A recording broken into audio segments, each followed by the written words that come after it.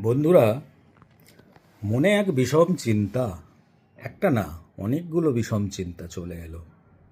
সবচেয়ে বড় আমার কাছে প্রশ্ন হয়ে দাঁড়ালো যে বর্ষাকালেই ব্যাঙের গলায় কোত্থেকে হয় এমন জোর? গাধার কেন শিং থাকে না? হাতির কেন পালক নেই? গরম তেলে ফোড়ন দিলে লাফাই কেন তাধেই ধেই? ভূত যদি না থাকবে তবে কোত্থেকে হয় ভূতের ভয়? আর আরও অবাক, পাগল কেন বলা হয়?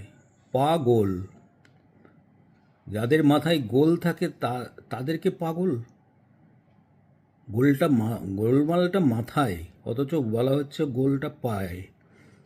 তো মাথায় যাদের গোল বেঁধেছে তাদের কেন পাগল কয়? এই বিষম চিন্তা আমার।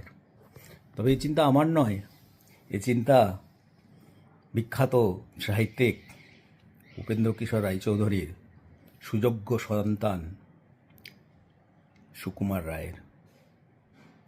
আমার শ্রদ্ধার্ঘ্য নিবেদন। সকলে ভালো থাকবেন বন্ধুরা। বড়দের শ্রদ্ধা, ছোটদের ভালোবাসা। সমস্ত কবি, সাহিত্যিক, লেখক, লেখিকা সবাইকে আমার মন থেকে আমার শ্রদ্ধা নিবেদন এবং my tribute. Happy mind, happy health.